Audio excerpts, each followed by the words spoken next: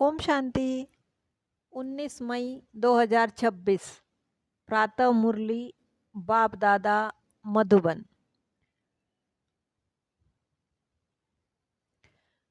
बाबा कहते, मीठे बच्चे, आत्म अभिमानी भव। चलते फिरते उठते बैठते यही अभ्यास करते रहो तो तुम्हारी बहुत उन्नति होती रहेगी। जिन बच्चों ने बाप को एक्यूरेट जाना है, कई बच्चे कहते हैं कि बिंदु को भला कैसे याद करे।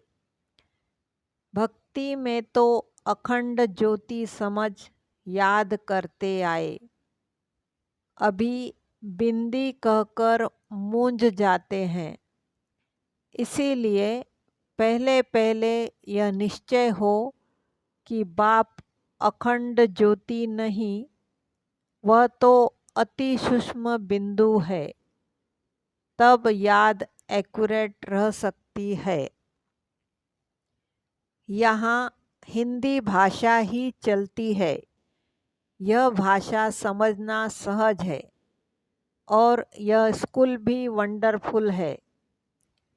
इसमें कोई भी कागज, पेंसिल, पन्ने आदि की दरकार नहीं रहती। यहाँ तो सिर्फ एक अक्षर को याद करना है, अर्थात बाप को याद करना है। गॉड को अथवा ईश्वर को अथवा परमपिता परमात्मा को कोई याद न करे, यह मुश्किल है। याद सभी करते हैं, परंतु उनकी पहचान नहीं है। बाप ही आकर अपनी पहचान देते हैं। शास्त्रों में जो कल्प की आयु लंबी लिख दी है, वह बाप आकर समझाते हैं।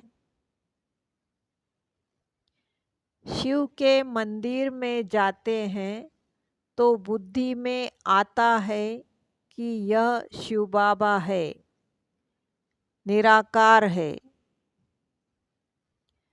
हम सर्व आत्माओं का बाप एक है। सब जीव की आत्माएं जो शरीर में निवास करती है, बाप को याद करती है। सब धर्म वाले जो भी है, सब परम पिता परमात्मा को याद जरूर करते हैं। वह है परम धाम में रहने वाला बाप। हम भी वहाँ के रहने वाले हैं। हम चाहते भी हैं हम पावन बने। बुलाते भी हैं, हे पतितों को पावन करने वाले आओ। नई दुनिया पावन थी, अब फिर पुरानी हुई है। भारतवासी जानते हैं, नए भारत में देवी देवता राज्य करते थे। नई दुनिया और पुरानी दुनिया, इसके बीच को फिर संगम कहते हैं। मनुष्य को पता नहीं कि पतित दुनिया कब पूरी होगी। कहते हैं शास्त्रों में लिखा हुआ है, 40,000 वर्ष और कलयुग चलेगा। बिल्कुल ही घोर अंधियारे में है। अभी हमें रोशनी मिली है। यह 5,000 वर्ष में सृष्टि का चक्र पूरा होता है। कल की बात है। हम राज्य करते थे। बरोबर इन लक्ष्मी नारायण का राज्य था, स्वर्ग था। आत्मा को बड़ी खुशी होती है, हमको बाप फिर से आकर मिला है। बाप से वर्षा लिया था। अब बाप कहते हैं, मुझे याद करो। इसमें कोई लिखने पढ़ने की बात नहीं है। सन्यासी हो तो रोटी टुकड़ा चाहिए। सन्यासी किसके पास जाते हैं? वह रास्ते में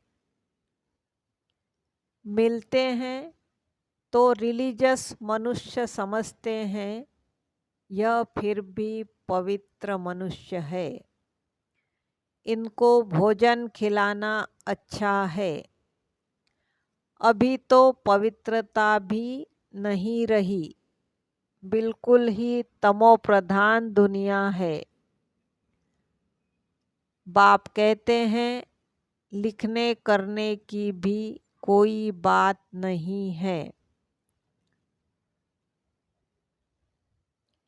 हमें एक ही बात याद करनी है, वह भी बड़ी सहज है। शिव बाबा को याद करना है। मनुष्य तो कह देते ईश्वर सर्वव्यापी है, कहते हैं नाम रूप से न्यारा है। रात दिन का फर्क हो जाता है।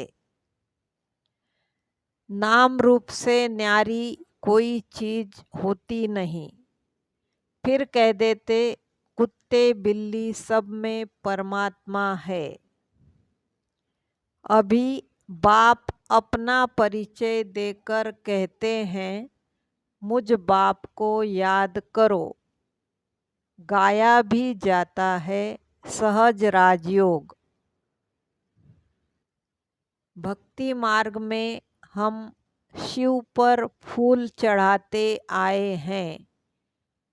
सोमनाथ का मंदिर बहुत भारी बनाया हुआ है, जो बाद में मोहम्मद गजनवी ने आकर लूटा था।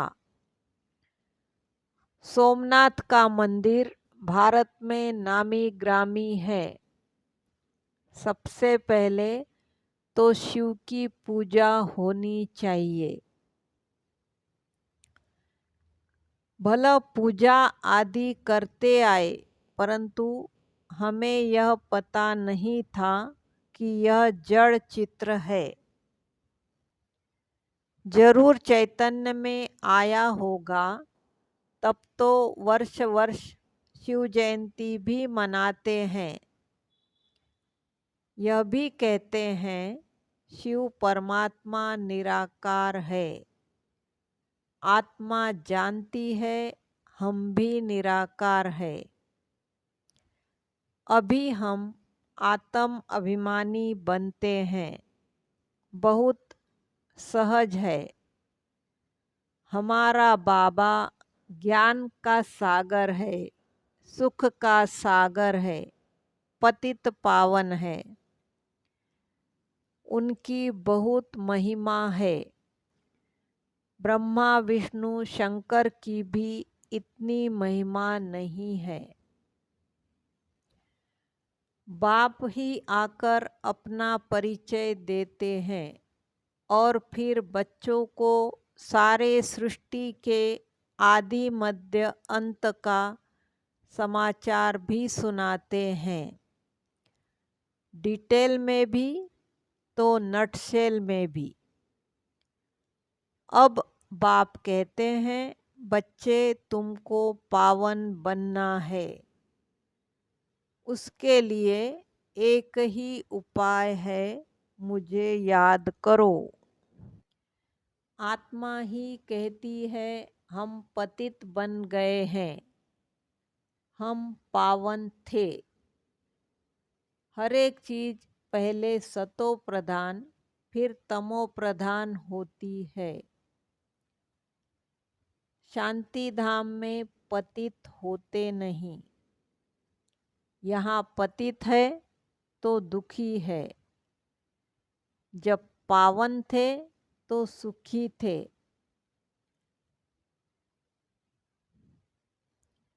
आत्मा ही कहती है मैं राजा हूँ, मैं फलाना हूँ। अभी यह शरीर छोड़ दूसरा लेना है।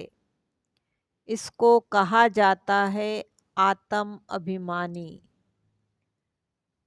देह होते आत्म अभिमानी। रावण के राज्य में देह अभिमानी होते हैं। चक्र फिरता ही रहता है। अभी हमारी बुद्धि में बैठा है। हमारे 84 जन्म कैसे हुए हैं। उठते बैठते चलते फिरते बुद्धि में हमको सारी नॉलेज है। हम समझते हैं बेहद के बाप से हम बेहद का वर्षा ले रहे हैं।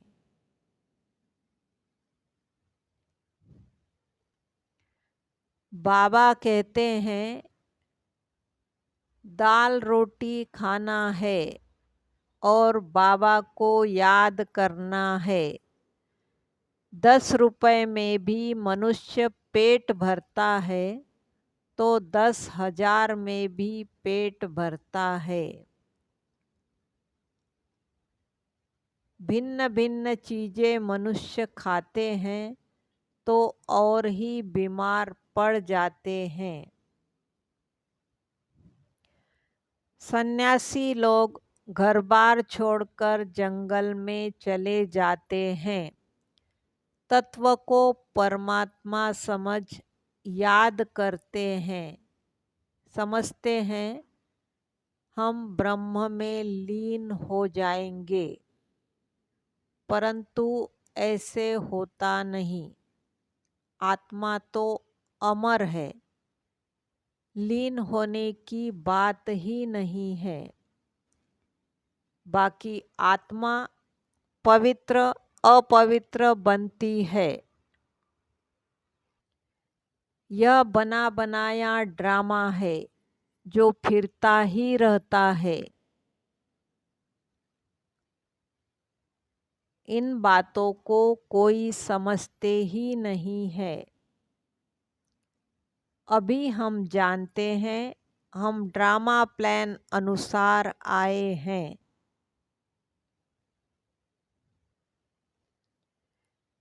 बाबा कहते हैं मैं भी ड्रामा के बंधन में बांधा हुआ हूँ।